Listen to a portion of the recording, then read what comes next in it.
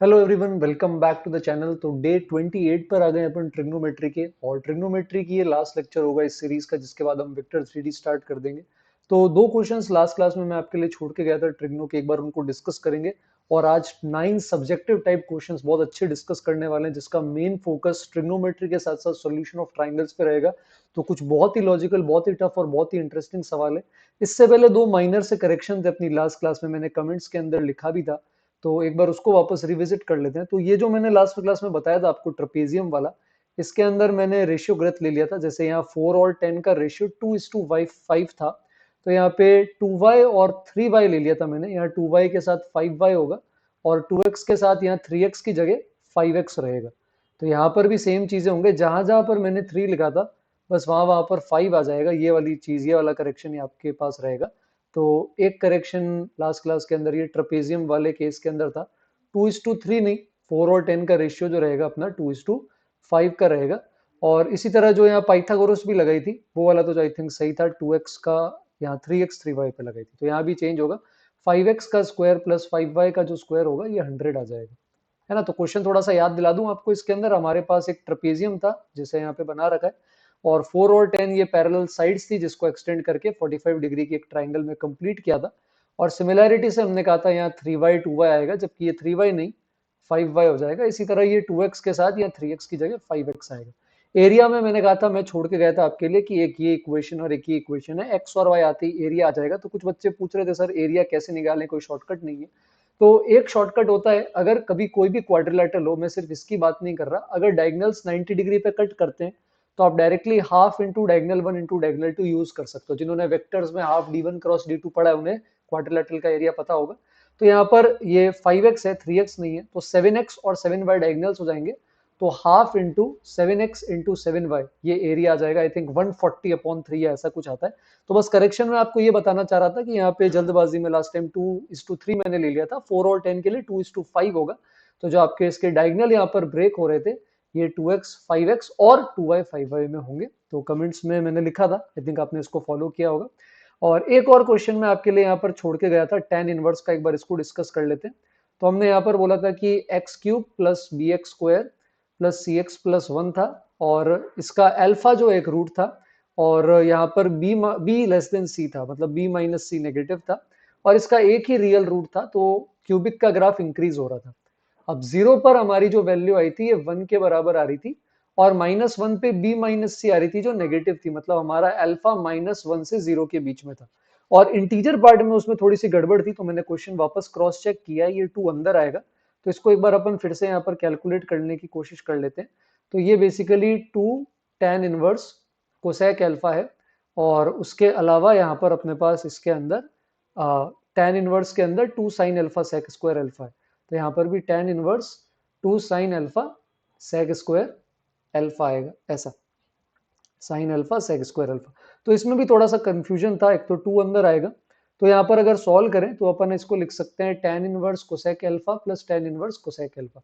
लेकिन इसमें प्रॉब्लम यह है कि जो x इंटू वाई प्रोडक्ट आ रहा है, ये प्रोडक्ट जो आ रहा है कोसेक स्क्वायर अल्फा का, ये 1 से बड़ा आ रहा है। सो दैट इज वाई यहाँ पर अपन डायरेक्टली ऐड नहीं करेंगे, अपन लिखेंगे पाई प्लस, और पाई प्लस के साथ अगर अपन यहाँ पर आ जाएंगे तो यहाँ पर अपने पास tan इनवर्स के अंदर यहाँ पर जब सॉल्व करेंगे तो हमारे पास cosec alpha plus cosec alpha की अगर अपन बात करें तो 2 कोसेक अल्फा आ रहा था। और नीचे अगर अपन यहाँ पर देखने की कोशिश करेंगे तो यहाँ पर हमारे पास आ जाएगा इसके केस के अंदर 1 माइनस कोसेक स्क्वायर अल्फा, जिसको अपन ने लास्ट क्लास में माइनस का कॉट स्क्वायर अल्फा लिखा था, है ना। तो यहाँ पर ये आ जाएगा माइनस का कॉट स्क्वायर अल्फा, तो ये बन जाएगा 2 कोसेक अल्फा। और नीचे जो आ रहा है अपने पास, ये आ रहा है अपने पास माइनस का, इसके केस के अंदर कॉट स्क्वायर अल्फा।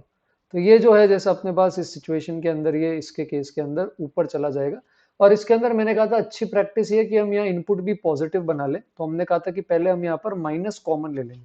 तो हमने यहाँ से पहले माइनस जो है कॉमन ले लिया था ताकि माइनस कोसेक अल्फा पॉजिटिव रहे। तो ये माइनस अपना इसके केस के अंदर यहाँ पर बाहर होगा इस तरह से। और फिर हमने यहाँ पर इसमें अप्लाई किया था तो -2 कोसेक अल्फा, और नीचे 1 माइनस कोसेक स्क्वायर अल्फा आ गया था।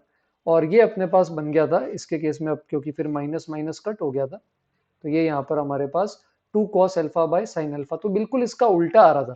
जैसे यहाँ पे 2 sine alpha by cos square alpha है, इसके केस के अंदर यहाँ पर ये बिल्कुल इसका उल्टा आ जाएगा, ये हो जाएगा 2 cos square alpha by sine alpha. पर क्योंकि आपके पास यहाँ पर साइन अल्फा नेगेटिव है तो आप directly tan inverse 1 by X को cot इनवर्स एक्स के अंदर कन्वर्ट नहीं कर सकते हो। तो यहाँ पर जब आप अप्लाई करोगे तो आपको इसको लिखना पड़ेगा माइनस का पाई, और फिर cot इनवर्स के अंदर आप जाकर इसको क्या कर सकते हो, उल्टा कर सकते हो इस तरह से। तो ये वाला पार्ट जो था ये हमारे लिए यहाँ पर बहुत ज्यादा इंपॉर्टेंट था, और माइनस पहले अपन यहाँ पे अंदर लेंगे फिर खोलेंगे। तो फिर जब अपन पूरा सॉल्व करेंगे इसके केस के अंदर तो फिर वहां पर अपन देख सकते हैं कि जो एक पाई वाला पार्ट अपन ने किया था अलग वो था, और कॉट इनवर्स यहाँ पर उल्टा करने के लिए पाई निकालेंगे तो फिर कॉट इनवर्स और टेन इनवर्स को साथ में लेकर अपन पाई बाय 2 में बदल सकते हैं।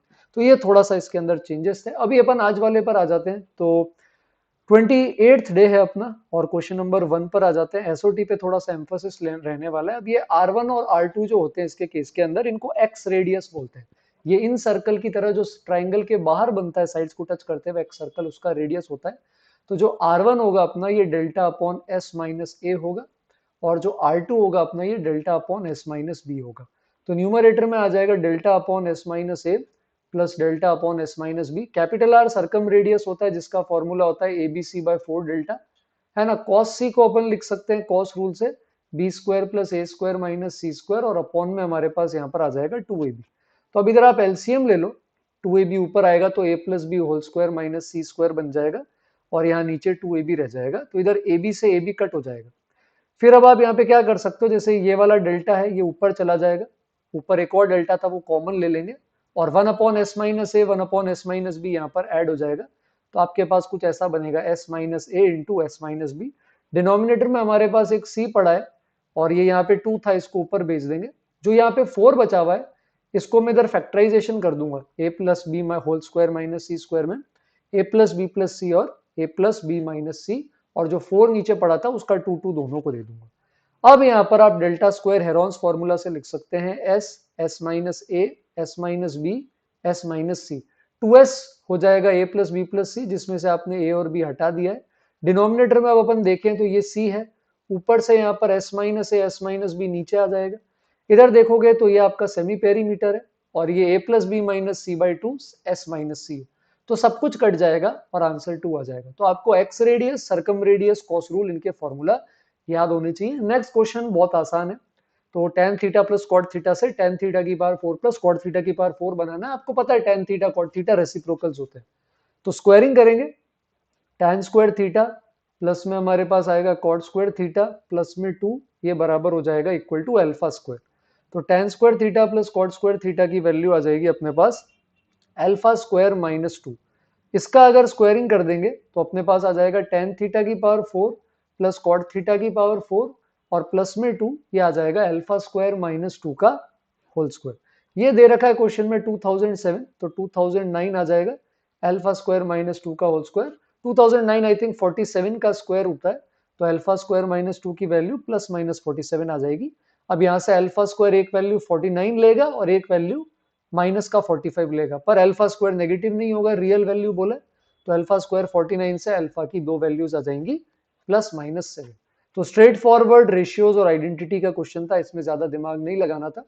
नेक्स्ट जो है इसके अंदर कंडीशनल आइडेंटिटीज लगेगी। तो कई सारी ऐसी आइडेंटिटीज होती है जो तभी लगती है ट्रिग्नो में जब a प्लस बी प्लस सी पाई होता है। उनमें से एक आइडेंटिटी होती है cos 2a plus cos 2b plus cos 2c, और ये बराबर होता है -1 -4 cos a cos b cos c। मैं देखना चाहता हूं कि क्या आप इसको प्रूव कर सकते हैं खुद से, और कमेंट्स में मुझे बता सकते हैं यस या नो कमेंट करेंगे। अगर हो गया है तो यस, नहीं हुआ है तो नो, ताकि कंडीशनल आइडेंटिटी पे अलग से लेक्चर लेना है क्या मुझे पता चले। और हिंट ये है कि आप इसमें cos a plus cos b वाला CD रूल लगा के ऐड करोगे, और इसको 2 cos स्क्वायर c माइनस 1 लिखोगे, फिर आप a प्लस बी प्लस सी बराबर पाई का यूज करके टर्म्स एक साथ लोगे। तो इसको मैं यहाँ पे लगाऊंगा बेटा, 2 cos a cos b cos c की वैल्यू मैं यहाँ से निकाल लूंगा। तो 2 cos a cos b cos c जो आएगा अपने पास वो किसके बराबर आ जाएगा, 1 उधर भेज देता हूँ और -2 से डिवाइड कर देता हूँ। तो ये बन जाएगा cos 2a plus cos 2b plus cos 2c plus 1, और अपॉन में आ जाएगा -2।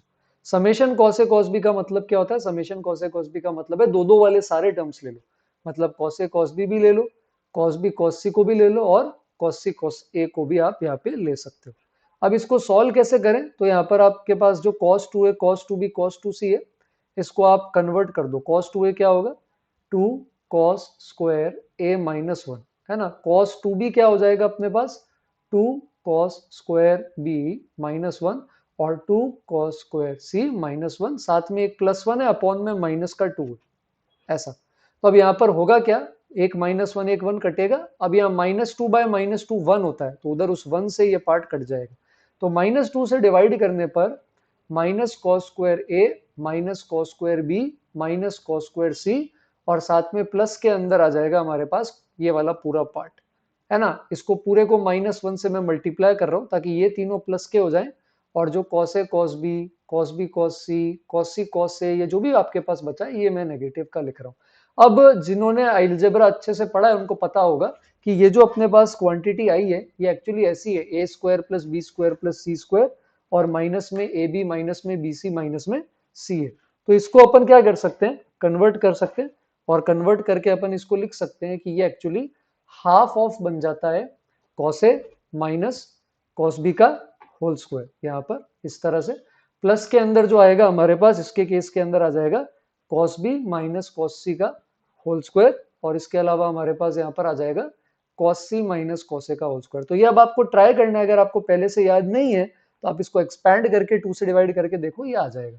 और इसकी वैल्यू 0 के बराबर आ रही है, इसका मतलब तीनों परफेक्ट स्क्वायर 0 होंगे, मतलब cos A cos B cos सी तीनों की वैल्यू बराबर आ रही है एक ट्राइंगल में, और तीनों बराबर कब होंगे, जब ए बी सी सारे पाई बाई 3 60 डिग्री होंगे। तो A B C pi by 3 रखेंगे और वैल्यू निकाल लेंगे। तो अच्छा मजेदार सवाल था कंडीशनल आइडेंटिटी का। और अब जैसा कि मैंने कहा था ये थोड़ा सा सॉल्यूशन ऑफ ट्राइंगल में हेवी रहने वाला है, तो इसकी बात करते हैं। पर ये जो है ज्योमेट्री का या ट्रिग्नो का सवाल है जिसको मैं कोऑर्डिनेट में कन्वर्ट करके सॉल्व करूंगा। तो जिनको नहीं पता थोड़ा सा कोऑर्डिनेट लग सकता है, तो कोऑर्डिनेट का रिवीजन ऑलरेडी हो चुका है, डिस्क्रिप्शन में जाकर आप लिंक देखें। तो बोल रहा है कि एक सर्कल है, तो मैं एकदम बिल्कुल बेसिक सर्कल ले रहा हूँ, X square plus Y square type A square जैसा, और ये ट्राइंगल एबीसी का सरकम सर्कल। तो अब मैं यहाँ पे एबीसी पैरामीट्रिक फॉर्म में पॉइंट ले रहा हूँ। मान लो ये हो जाएगा A cos alpha comma B sine alpha, A sine alpha sorry, ellipse नहीं सर्कल है। दूसरा वाला हो जाएगा आपके पास A cos beta comma A sine beta, और तीसरा वाला जो आएगा आपके पास हो जाएगा ए कॉस गामा, और कॉमा में साथ में आपके पास आ जाएगा ए साइन गामा। ऐसा भी ले सकते हो या ज्योमेट्री भी कर सकते हो। तो इसके अंदर ये बोल रहा है कि जो आप यहाँ पर टेंजेंट बना रहे हो, जैसे आपने यहाँ पर टेंजेंट बनाया एट पॉइंट ए, तो वो बीसी को मीट कर रहा है पी पे। जैसे मतलब अगर आपने यहाँ पे टेंजेंट बना दिया तो वो यहाँ पे बीसी को मीट करेगा पी पॉइंट पे, इस तरह से। इसी तरह अगर मान लो आपने इसके केस के अंदर यहाँ पर बी पर अगर टेंजेंट बना दिया, बी पे बीसी पे है यहाँ पे, जैसे बी पे टेंजेंट बनाया, तो बी पे जो टेंजेंट बनाया आपने वो क्या कर रहा है, एसी को मीट कर रहा है, कहाँ पे मीट कर रहा है, क्यू पे। तो मान लो आपने बी पे इसके केस के अंदर यहाँ पर एक टेंजेंट बना दिया इस तरह से, है ना। तो थोड़ा सा ढंग से बना लेते हैं, जैसे ये टेंजेंट है, तो ये जो AC आएगी यहाँ से, इसको ये मीट करेगा Q पे। और फाइनली अगर आपने यहाँ पे C पे टेंजेंट बना लिया, तो जो AB आएगी ये उसको R पे मीट कर रहा है। फिर पूछ रहा है एरिया बताओ PQR का, कि भाई ये जो ट्राइंगल बन रहा है आपका ये एरिया क्या है। तो ज्योमेट्री से ही चलते हैं, भले कोई दिक्कत नहीं है ABC। बस आइडिया ये है कि आपको भी डायग्राम से नहीं दिख रहा है, पर ये PQR कोलिनियर आने वाले हैं। तो इसका एरिया जो आने वाला है आपके पास, वो एरिया बेसिकली इस सिचुएशन के अंदर 0 के बराबर आने वाला है। अब ये एरिया 0 के बराबर कैसे आएगा ये आपको इसके केस के अंदर सोचना है, और जो हमारी नेक्स्ट वेक्टर 3D की क्लास होगी उसमें मैं ये आपसे होमवर्क क्वेश्चन डिस्कस करूंगा। तो आंसर मैं आपको यहाँ बता रहा हूँ, तरीका क्या है एक बार वो भी समझ लो। ए पॉइंट पे जो आपने टेंजेंट लिखा है वो बीसी साइड को मीट कर रहा है पी पे। इसी तरह से आपने बी पॉइंट पे जो टेंजेंट लिखा है वो साइड एसी को एक्सटेंड करेंगे तो कहाँ पे मीट कर रहा है, क्यू पे। और सी पॉइंट पे जो आप यहाँ पर टेंजेंट लिखने वाले हो इसके केस के अंदर, वो जो आपकी साइड है ए बी उसको मीट कर रहा है आर पे। तो एक तरीका तो ये है कि अपन यहाँ टी बराबर 0 करें, जैसे ए बी जो है उसको अपन यहाँ टी 0 करते हैं तो क्या आता है, X cos alpha plus Y sine alpha, ये बराबर आ जाएगा ए के। और बीसी की जो इक्वेशन है इसके केस के अंदर वो आप यहाँ 2 पॉइंट फॉर्म से लिख के पॉइंट निकालोगे, पर उसमें जो पी क्यू आर आपके पास आएंगे वो काफी सारे लेंदी आएंगे, और उसमें एरिया निकालना उतना ही लेंदी पड़ेगा। तो सोचना हमें ये कि क्या हम किसी तरह ज्योमेट्रिकली पी क्यू और आर को एक लाइन के अंदर प्रूव कर सकते हैं क्या। स्लोप से भी कर सकते हो, या ऐसे भी हो सकता है कि मान लो P Q plus Q R बराबर पी आर आ गया, तो वो भी हो सकता है। तो ये आपको ट्राई करना है, कमेंट्स में बता सकते हैं ताकि मुझे पता रहे कितने बच्चे कर पाए हैं, कितने बच्चों का कोलिनियर आ पाया है। और अपन नेक्स्ट जो क्लास होगी डे 29 वेक्टर्स वाली, उसके अंदर अपन इस क्वेश्चन को डिस्कस करेंगे। तो अच्छा क्वेश्चन है, सोचेंगे। नेक्स्ट पर आते हैं, ये फिर से एक सोल्यूशन ऑफ ट्राइंगल का सवाल है। तो ट्राइंगल के अंदर आपको ए बी, अब ये बहुत अच्छा सवाल है तो अब मैं साथ में करूंगा आपके, है ना। तो ए है आपका, ए ये है बी, ये है सी। तो इसके केस में ए आपको 60 दे रखा है, बी आपका 45 है, तो सी आपका 75 हो जाएगा। सीएम है एक परपेंडिकुलर जो आपने ए बी पे गिरा है, तो इसको सीएम बोल देते हैं। ये 90 90 हो गया। फिर इसके केस के अंदर बोल रहा है सर्कल बनाया है सीएम डायमीटर लेकर, जो ए को कट कर रहा है और बी को कट कर रहा है क्यू और एस पे। तो एक सर्कल बनाने की अपन यहाँ पे कोशिश करते हैं। इसको डायमीटर लेकर मान लो अपन ने सर्कल बनाए, क्योंकि अब इसको डायमीटर लिया है तो मान लो अगर इसका रेडियस जो है सेंटर इसी पे आएगा, मिड पॉइंट है ना, और ये यहाँ पे टकराएगा, तो इसको मैं ज्वाइन कर लेता हूँ क्योंकि ये डायमीटर है। डायमीटर की लेंथ में सीएम की अभी मान लेता हूँ 2 टाइम्स कैपिटल आर के बराबर। तो अगर अपन इसको ज्वाइन करेंगे तो फिर ये 90 और ये वाला जो बचेगा ये भी क्या हो जाएगा आपका 90 के बराबर हो जाएगा। इसी तरह यहाँ भी कट कर रहा है, इधर भी ये 90 बना रहा होगा इस तरह से, है ना। Diameter subtends 90 degree. इसके अंदर एक पॉइंट क्यू है और एक पॉइंट एस है। तो आपको इसके केस के अंदर क्या करना है, आपको एस क्यू की वैल्यू फाइंड करनी है कि एस क्यू की वैल्यू हमारे पास क्या हो सकती है। ये आपको इसके केस के अंदर पता लगाने की जरूरत है कि एस क्यू हमारे पास क्या हो सकता है। एक ऑब्जर्वेशन जो यहाँ पर बहुत इंपॉर्टेंट है आपका देखना, ये जो आपका सर्कल है जो एम एस क्यू और सी से जा रहा है, ये वाला सर्कल एस सी क्यू जो आपका ट्राइंगल है एस सी क्यू, इसका भी सरकम सर्कल होगा क्योंकि एस सी क्यू तीनों से जा रहा है, तो ये इसका सरकम सर्कल है। मतलब ये जो अपन टू आर की बात कर रहे हैं, ये जो सीएम है जिसको अपन यहाँ पे टू आर बोल रहे हैं, ये एक्चुअली सरकम रेडियस हो जाएगा। किसका सरकम रेडियस हो जाएगा? ट्राइंगल एस सी क्यू का। अब आपने साइन रूल पढ़ा है, ए बाई साइन ए बराबर बी बाई साइन बी बराबर सी बाई साइन सी बराबर टू आर। तो मैं इस ट्राइंगल के अंदर वही साइन रूल लगाऊंगा क्योंकि मुझे ये एंगल सी 75 पता है। तो मैं यहाँ पे लिख सकता हूँ कि भाई एस क्यू अपॉन साइन सी जो होगा वो टू आर के बराबर होगा, वही टू आर जो सी एम की लेंथ है। तो इसका मतलब हमारा जो एस क्यू है ये आ गया टू आर इंटू साइन सी के बराबर। अब टू आर कैसे निकालें? ये पूरी लेंथ आपकी सी एम टू आर है, ये आपका एंगल ए है 60 डिग्री। कैपिटल बी के सामने वाली साइड स्मॉल बी होती है, तो मैं यहाँ पे साइन मतलब परपेंडिकुलर ट्रिग्नोमेट्री लगा दूंगा। तो मैं लिख सकता हूँ सी एम यानी कि टू आर, और C M upon two R upon अगर मैं यहाँ पर बी ले लूंगा तो साइन 60 यानी साइन ए के बराबर आ जाएगा। तो इसका मतलब जो एस क्यू लेंथ आपको निकालनी है बेटा, ये आ जाएगी आपके पास बी इंटू साइन ए और इंटू में आ जाएगा साइन सी। पर आपके पास वैल्यू स्मॉल सी की है, तो अब आप क्या कर सकते हो, बड़े वाले ट्राइंगल में बाहर साइन रूल से बी बाई साइन बी बराबर सी बाई साइन सी होता है। तो आप इस बी साइन सी को, जो ये आपका बी साइन सी है, इसको आप सी साइन बी लिख सकते हो। तो आंसर आ जाएगा सी इंटू साइन ए इंटू साइन बी। अब आपको सी की वैल्यू पता है, ये है 5, साइन ए की वैल्यू पता है √3/2 आ जाएगी, और साइन बी की वैल्यू 1/√2 के बराबर आ जाएगी। तो ये बन गया आपके पास 5√3/2√2 आंसर। तो C5 लैम्डा 3 और म्यू आपका 2 हो जाएगा। तो बहुत प्यारा सवाल था, बहुत सारी चीजें इसमें लगी है। दोबारा रिप्ले करो, 3 बार सॉल्व करेंगे सब जने इस क्वेश्चन को दोबारा लिख के। कितनी बार सॉल्व करोगे? 3 बार, तब तक जब तक कॉन्फिडेंस नहीं आता कि आप मुझे वापस ये नहीं समझा सकते। नेक्स्ट वाला क्वेश्चन, अगर आप लोगों ने स्टार्टिंग से अगर ये लेक्चर्स देख रहे हो, स्पेशली ट्रिग्नोमेट्री का अगर फर्स्ट लेक्चर आपने देखा था, डे आई थिंक 26 के पे था, तो मैंने इसका एक शॉर्टकट बताया था इसकी मैक्सिमम मिनिमम वैल्यू के लिए, हालांकि वहां पे कॉस था। तो ट्राइंगल एबीसी के अंदर सब एक्यूट एंगल्ड है, मतलब जितने भी आपके एंगल्स होंगे ये 0 से 90 के बीच में। तो इस बीच साइन का ग्राफ अगर अपन बनाते हैं, साइन एक्स का 0 से π/2 में, ये ऐसा बनता है। अब अगर आप यहाँ पर कोई भी कॉर्ड लोगे तो वो नीचे आएगी ऐसे। तो जैसे मान लो ये आपका x है, तो ये आपका पॉइंट हो जाएगा साइन x, तो ये इसका स्लोप हो जाएगा। अगर मैं यहाँ साइन x बाय x की बात करूं तो ये इस कॉर्ड का x साइन x का 0 0 से ज्वाइन करने वाली लाइन का स्लोप हो गया। तो इस साइन के अंदर अपने पास ऐसा कर्व है, तो आप जैसे जैसे जैसे यहाँ स्लोप ज्यादा है, आप जैसे जैसे आगे जाओगे बेटा ये स्लोप कम होता जाएगा। मतलब मिनिमम वैल्यू जो आएगी साइन x बाय x की फर्स्ट क्वाड्रेंट के अंदर, इसकी मिनिमम वैल्यू π/2 पर आएगी। तो साइन π/2 अपॉन π/2 ये आपके पास आ जाएगा 2/π के बराबर। इसका मतलब इसकी जो वैल्यू है ये 2/π से छोटी आएगी। इसी तरह साइन b/b की भी 2/π से छोटी आएगी, इसकी भी 2/π से छोटी आएगी। यानी अगर सबको मैं ऐड कर दूंगा इसके केस के अंदर, सॉरी 2/π से बड़ी आएगी, ये तो मिनिमम है। तो साइन a/a भी 2/π से बड़ा होगा, साइन बी बाई बी भी 2/पाई से बड़ा होगा, साइन सी बाई सी भी 2/पाई से बड़ा होगा, तो इसका मतलब 6/पाई से तो ये बड़ा ही होगा। और इसका इंटीजर पार्ट है तो 6/3.14 का अब आप इंटीजर पार्ट निकाल सकते हैं। तो कॉस के अंदर देखा था, अगर आपको ये याद था तो वेरी गुड, आप बहुत अच्छे से बहुत अटेंशन से सारे लेक्चर्स अटेंड कर रहे हो और 100 डेज के बाद आप देखेंगे आपको आपके एडवांस के पेपर में जरूर इसका फायदा दिखेगा। नेक्स्ट क्वेश्चन फिर से एक बार एसओटी का है, पर अपन इसको कोऑर्डिनेट ज्योमेट्री में कन्वर्ट कर देंगे। इनफैक्ट मैं इसको वेक्टर से सॉल्व करूंगा। इतना वेक्टर्स 11th में जिन्होंने बच्चों ने पढ़ा है वो भी कर सकते हैं, तो मैं आपको आज वेक्टर्स का थोड़ा सा फ्लेवर दूंगा, क्योंकि नेक्स्ट क्लास से अपन वेक्टर्स की को ही कंटिन्यू करने वाले हैं, नेक्स्ट जो अपना डे 29 होगा। तो इसके अंदर कोई राइट एंगल आइसोसेलेस ट्राइंगल बेटा, तो इसको एबीसी ले लेते हैं, कोऑर्डिनेट ले लेते हैं 0 0, मान लो लेंथ ए है तो ये a, 0 हो गया, ये 0, a हो गया। अब इसके मीडियंस के बीच में आपको एंगल चाहिए, तो क्योंकि ये दोनों बराबर हैं तो आपको पता है इसका जो मिड पॉइंट आएगा ये a/2, 0 आएगा, इसका मिड पॉइंट आएगा 0, a/2।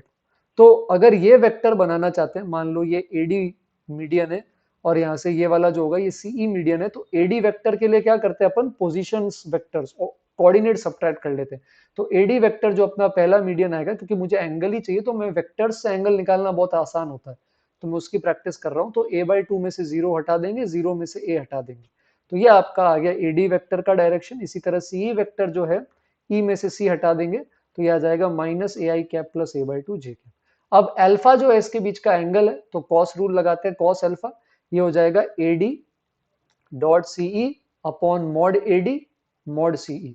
तो अगर आप यहाँ पे डॉट करोगे तो आपके पास -a²/2 -a²/2 आ जाएगा, और नीचे अगर आप मैग्नीट्यूड दोगे, दोनों का रूट में सेम है तो वो मल्टीप्लाई होकर रूट हट जाएगा, तो आपके पास ऐसा आ जाएगा 5a² और ऊपर a² है तो कॉस अल्फा 4/5 आ जाएगा ऐसा।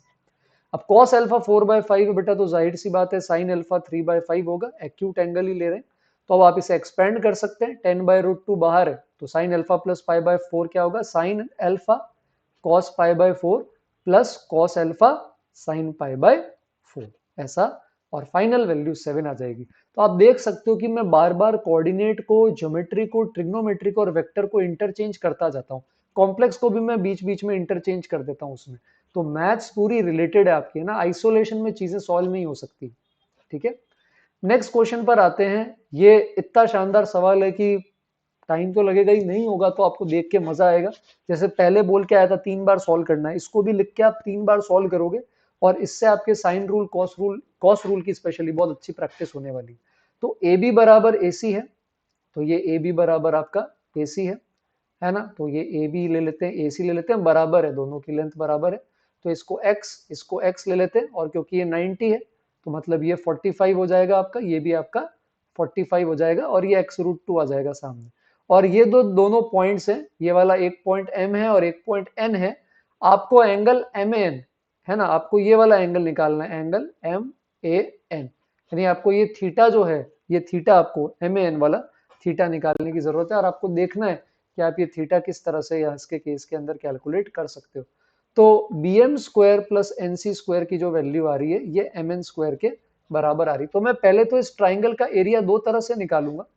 एक तो अपन क्या कर सकते हैं, जैसे मान लो AM को मैं L1 ले रहा हूँ और AN को मैं L2 ले रहा हूँ, तो इसका जो एरिया होगा, ये भी एसओटी में बहुत इंपॉर्टेंट फॉर्मूला आपको आना चाहिए, ये हो जाएगा half L1 L2 sine theta, adjacent side का प्रोडक्ट L1 L2, बीच का एंगल थीटा, और एक हाफ बेस हाइट कर सकते हैं।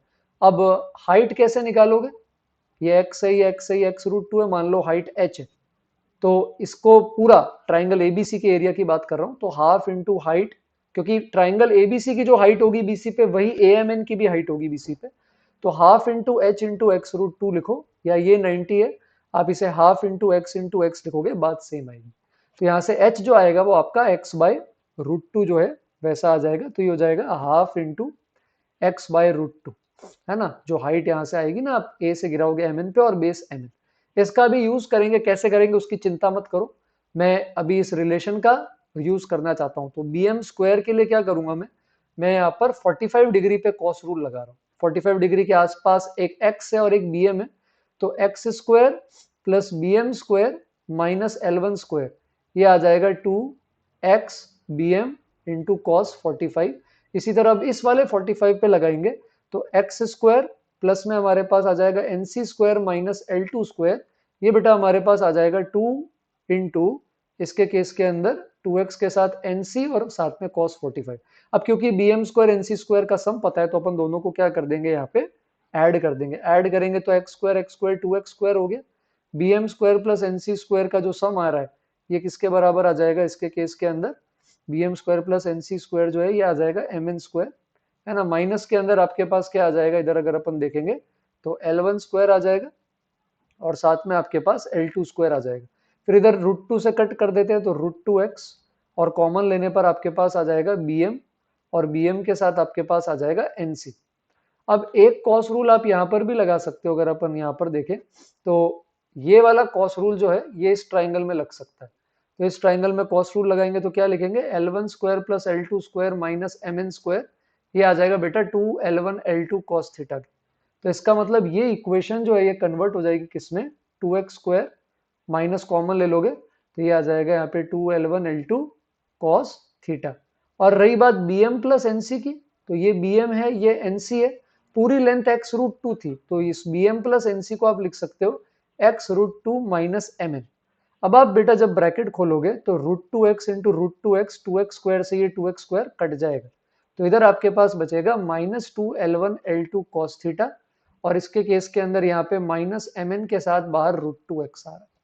यही दो रिलेशन थे जो चाहिए थे, तो हमने तीनों छोटे छोटे ट्राइंगल के अंदर कॉस रूल लगाया है, इस रिलेशन का यूज किया है और एक ट्राइंगल के एरिया का यूज किया है रिजल्ट बाहर के लिए।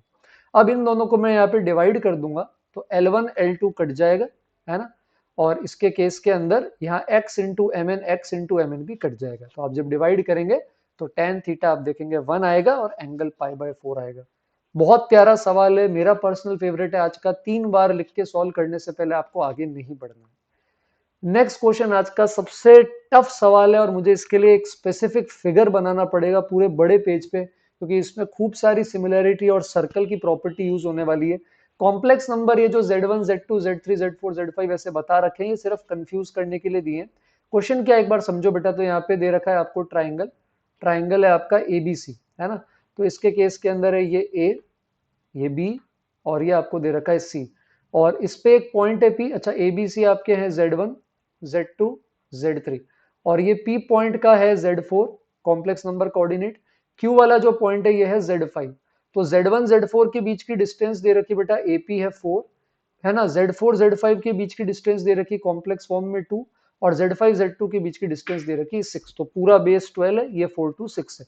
अब इसके अंदर इन्होंने कहा है कि हम बना लेंगे एक सर्कम सर्कल, तो मैं यहाँ सर्कल्स की बहुत सारी प्रॉपर्टीज की बात करूंगा और ये बोल रहा है कि अब यहाँ से अगर इसको एक्सटेंड कर दे ये CP को, तो ये CP यहाँ पे जाके R पे कट करता है, ये Z6 है और इसी तरह अगर अपन यहाँ पे CQ को आगे एक्सटेंड कर दें तो ये आगे जाकर इस पे कट करेगा Z7 पे जो कि S है।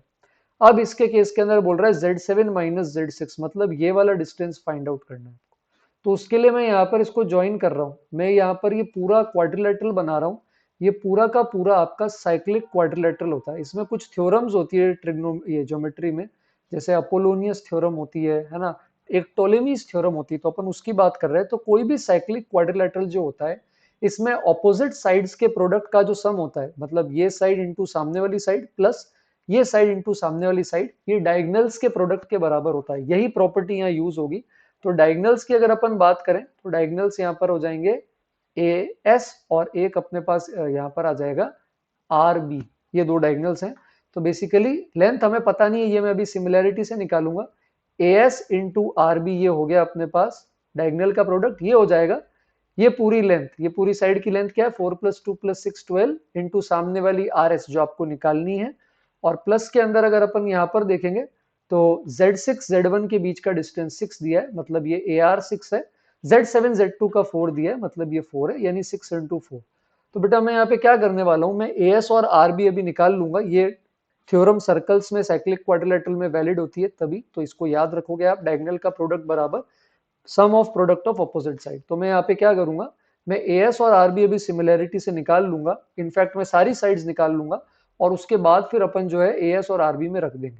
तो एक बार अपन यहाँ पर क्या करते हैं, एक थोड़ा सा, मतलब थोड़ा सा तो क्या काफी बड़ा सर्कल मुझे बनाना पड़ेगा ताकि कंफ्यूजन नहीं हो। तो एक सर्कल बनाते हैं बेटा ये वाला, है ना। तो ये अपन ने यहाँ पर एक सर्कल बना लिया। अब यहाँ पर अपन ने कहा था कि ये अपने पास इसके केस के अंदर ट्राइंगल है ऐसा, और इसको अपन ने यहाँ पे कनेक्ट किया था इस तरह से, और इसको आगे भी अपन ने यहाँ पर इस तरह से कनेक्ट करा था, और ये सारी लेंथ अपन ने यहाँ पे लिखी थी। तो यहाँ पर ये आई थिंक 4 थी, ये 2 थी, ये 6 थी, और उसके अलावा दो लेंथ और क्वेश्चन में दे रखी थी 6 और 4, है ना। तो ये वाली 6 थी और ये वाली लेंथ 4 थी, और हमें ये वाली लेंथ ये पता नहीं है, ये निकालनी है। ये हमारे पास आई थिंक RS थी, और इसके अलावा बाकी जो कोऑर्डिनेट थे वो आपको पता है, ये था A, ये था B, ये था C, ये था P, ये था Q, और डायगोनल को मैंने यहाँ पे ज्वाइन कर दिया था। ये एक डायगोनल था और ये एक डायगोनल था। अब सबसे पहला जो सिमिलैरिटी का अपन यहाँ पर ट्राइंगल सिमिलैरिटी जिसके अंदर लगाने वाले हैं वो है triangle APC is similar to triangle RPQ। क्योंकि आपने 9th क्लास के अंदर पढ़ा है कि एक आर्क जो होती है वो सर्कल पे सेम एंगल बनाती है। तो जैसे यहाँ पर ये वाली आर्क देखो BC, तो ये वाली जो आर्क होगी आपकी BC, ये यहाँ पर अगर थीटा बना रही है तो उसी तरह क्या करेगी, यहाँ पर भी थीटा बनाएगी, और ये दोनों वर्टिकली ऑपोजिट एंगल है, तो AA रूल से ये बेटा सिमिलर हो जाएंगे। तो अब यहाँ पर अपन रेशियो की बात कर लेते हैं, है ना। तो ये जैसे मान लो आपका है 4, है ना, और दूसरा वाला अगर अपन ले रहे हैं तो ये वाला आपका है 8, ऐसा। तो मतलब ये जो बाकी साइड्स हैं, है ना, जैसे AC का रेशियो और उसके सामने इसमें लेंगे RB का रेशियो, मैंने यहाँ पे क्यों लिख दिया, सॉरी, RPB। तो AC का और RB का जो रेशियो होगा ये भी 4 और 2 + 6 यानी 4:8 के बराबर होगा। तो अगर मेरे पास किसी तरह AC की लेंथ आ जाती है तो AC की लेंथ की हेल्प से मैं क्या कर सकता हूँ, RB निकाल सकता हूँ। AC की लेंथ के लिए मैं क्या करूंगा, मैं ट्राइंगल ACQ को सिमिलर प्रूव कर दूंगा किसके, ट्राइंगल SBQ के, है ना। ACQ कौन सा ट्राइंगल है, ये वाला जो ट्राइंगल आपके पास यहाँ बन रहा है, ये ट्राइंगल आपका ACQ है, और ये इसको प्रूव कर देंगे इसके सिमिलर SQB के, क्योंकि ये तो वर्टिकली ऑपोजिट है। और अगर इस आर्क की बात करें तो ये आर्क यहाँ थीटा बना रही, तो ये आर्क इधर भी थीटा ही बनाएगी। तो अब इसलिए अब जैसे ये वाली लेंथ 6 है और ये भी 6 है, मतलब 6:6 रेशियो 1 है। तो अब अगर अपन यहाँ इसकी AC की बात करें और BS की, तो इसका भी रेशियो सेम रहेगा, ये 4 है तो ऑपोजिट में ये भी 4 आ जाएगी, है ना। तो अपन यहाँ पे बोल सकते हैं कि भाई AC/BS जो है ये AQ/QB के रेशियो यानी 4 + 2/6 इसके बराबर होगा। अब क्योंकि BS 4 है तो AC भी आपका 4 आ जाएगा, और क्योंकि अब आपका AC 4 आ चुका बेटा, तो जो RB होगा ये 4 × 2 = 8 आ जाएगा। तो RB वाला जो डायगोनल है, इस RB डायगोनल की वैल्यू 8 आ गई अपने पास। अब RB आ चुका है, अब इसी तरह अपन को क्या करना है, AS निकालना है, और AS को निकालने के लिए भी अपन क्या करने वाले हैं, इसी तरह सिमिलैरिटी का ही यहाँ पर अपन यूज करेंगे, है ना। तो सिमिलैरिटी जो है ये अपने लिए बहुत बहुत ज्यादा इंपॉर्टेंट होती है। तो अपन यहाँ पर क्या कर लेंगे, ट्राइंगल ले लेते हैं SAB और सॉरी SAQ, और SAQ को सिमिलर प्रूव कर देंगे अपन, किसके सिमिलर प्रूव कर देंगे, SAQ को, इसको सिमिलर प्रूव कर देंगे BCQ के। क्योंकि अगर आप ये वाली आर्क देख रहे हो, ये वाली, तो इसका मतलब अगर ये एंगल अल्फा है तो ये भी अल्फा होगा, और ये दोनों आपके वर्टिकली ऑपोजिट एंगल है। तो अगर आप यहाँ पर देखेंगे तो यहाँ से भी आप देख सकते हैं, जैसे इसकी लेंथ जो है 6 है, इसकी भी लेंथ 6 है, इनका रेशियो जो आ रहा है वो 6 आ रहा है। तो इसका मतलब जो इसका रेशियो होगा BC का, वही किसके बराबर होगा, AS के। तो BC का और AS का रेशियो भी 6:6 यानी BC की जो लेंथ होगी वो BC की लेंथ किसके बराबर आ जाएगी, AS के बराबर आ जाएगी। तो BC बराबर AS आ जाएगा यहाँ से, और BC की लेंथ निकालने के लिए अब अपन क्या करेंगे, एक और लास्ट ट्राइंगल ले लेंगे, हम ले लेंगे APR, और APR जो होगा वो सिमिलर हो जाएगा, है ना। APR किसके सिमिलर हो जाएगा, उसके सामने वाला ट्राइंगल, उसके सामने वाला ट्राइंगल कौन सा है, APR के सामने वाला, APR के सामने मिल जाएगा CPB। क्यों, क्योंकि ये वाला जो एंगल होगा APR का, ये वाला एंगल, ये वाली आर्क बना रही है, ये वाली आर्क यहाँ पर भी बना रही है। तो अगर अपन ये वाला लेंगे APR, ये वाला ट्राइंगल ले रहे हैं अपन APR, तो ये इसके सामने वाले के सिमिलर हो जाएगा ये वाला एंगल, ठीक है। तो अब यहाँ पर जैसे AP जो है वो 4 है, जबकि आपका जो PB होगा, है ना, PB होगा आपका 8, तो 4:8 1:2 का रेशियो, तो ये 6 है तो ये 12 आ जाएगा, मतलब CB की लेंथ 12 आ गई है, मतलब जो AS डायगोनल है वो 12 है। तो दो डायगोनल आ गए, एक 12 आ गया है और एक 8 आ गया है, तो इनको यहाँ पे रख देंगे, 12 × 8 96, 96 में से 24 जाएगा 72, और फिर 12 से डिवाइड करेंगे तो आंसर 6 आएगा। इसमें साइक्लिक क्वाड्रिलेटरल की प्रॉपर्टी लगाई है ना, आई थिंक टोलेमीज थ्योरम ही बोलते हैं, अब नाम मेरे को एग्जैक्टली याद नहीं है। तो साइक्लिक क्वाड्रिलेटरल की प्रॉपर्टी और 4 ट्राइंगल्स में सिमिलैरिटी लगाइए। तो ज्योमेट्री का क्वेश्चन था, इनफैक्ट 9th-10th के बच्चों को देना चाहिए ये बोर्ड एग्जाम के अंदर, नर्सरी से पढ़ रहे हैं वो ये सब। ओके, नेक्स्ट पे आ जाते हैं। फिर से अच्छा सवाल है, पर इसके लिए अब आपको फॉर्मूला आना जरूरी है, तो मैं दोनों चीजें बता देता हूं। आप ये बात ध्यान रखना, अगर याद रख सको, जैसे sine rule, cos rule, area, small R, capital R, tan θ/2 half angle, ये 6 तो सफिशियंट है। फिर भी अगर आपको लगता है कि नहीं सर हम और भी एक्स्ट्रा याद रख सकते हैं, तो एक्स रेडियस की लेंथ याद रख सकते हो, मीडियन की लेंथ का फॉर्मूला, एंगल बाइसेक्टर की लेंथ का फॉर्मूला, ये टिप्स इंपॉर्टेंट है। और अगर ऑर्थो सेंटर आपको पता है, यहाँ पे जैसे यहाँ ऑर्थो सेंटर एच है, तो आप ऑर्थो सेंटर का वर्टेक्स से और साइड से डिस्टेंस निकाल सकते हो। तो ऑर्थो सेंटर के जो आपके पास डिस्टेंस आते हैं, जैसे ये 2r cos से आ जाता है वर्टेक्स से, और साइड से आ जाता है 2r cos b cos से। तो उन्होंने ये किया है कि ऑर्थो सेंटर का वर्टेक्स ए से और ऑर्थो सेंटर का साइड बीसी से डिस्टेंस का प्रोडक्ट दे दिया अपन को, ये प्रोडक्ट है 8 के बराबर। तो एक इक्वेशन यहां से आएगी। सरकम सेंटर ऑर्थो सेंटर के बीच की जो डिस्टेंस होती है, इसका भी फॉर्मूला होता है r√1 minus 8 cos a cos b cos c। ये हालांकि चांस कम है बेटा आने का, ये दोनों फॉर्मूला कम है, तो स्टिल ये मैं जो क्वेश्चन बैंक फॉलो कर रहा हूँ उसमें आ गया था, इसलिए ये बता रहा हूँ। आप में से कुछ बच्चों के मॉड्यूल के अंदर ये फॉर्मूला होगा, और अगर आपको याद है तो आप इस क्वेश्चन में यूज कर सकते हैं। 8 cos, ये cos a cos b cos c की वैल्यू यहाँ से निकाल कर इधर पुट कर देंगे, और कैपिटल आर सर्कम रेडियस आ जाएगा। तो अगर याद रख सकते हो तो ठीक है, अदरवाइज छोड़ दो, ना मेंस में काम आएगा ना एडवांस में आएगा। ठीक है क्या? तो ये आई थिंक हमारा सोल्यूशन ऑफ ट्राइंगल्स था जो हम आज देखना चाहते थे। तो एक बार अगर मैं आपको रिविजिट करवाना चाहूँ, तो यहाँ पर डायरेक्ट फॉर्मूला लग रहा था ऑर्थो सेंटर सरकम सेंटर का और ऑर्थो सेंटर का वर्टेक्स और साइड से। ये सिमिलैरिटी का बहुत अच्छा सवाल है, मेरे से फर्स्ट टाइम नहीं बना था, मेरे को टाइम लगा है, इसीलिए मैं फ्लुएंटली बता पाया हूँ। लेकिन आपको खुद से मेहनत करनी है, खुद से सिमिलर ट्राइंगल्स ढूंढने हैं और मेहनत करनी है। सिमिलैरिटी कहीं भी जेई के सवाल में भी काम आ सकती है, मेंस में नहीं आएगी, एडवांस में आएगी। इसके अंदर हमने 3 बार कॉस रूल लगाया था तीनों छोटे छोटे ट्राइंगल में, एरिया ऑफ ट्राइंगल भी एसओटी से लगाया था। बहुत प्यारा सवाल है, ये कर लिया तो कॉस रूल में कभी नहीं अटकोगे, है ना। नेक्स्ट सवाल पर आते हैं। तो यहाँ पर मैंने आपको बताया था कि ट्रिग्नोमेट्री और कोऑर्डिनेट में आप वेक्टर घुसा सकते हो, स्पेशली तब जब एंगल या सेक्शन फॉर्मूला की बात हो रही होगी, तो ये ध्यान रखना हमारे लिए बहुत जरूरी है।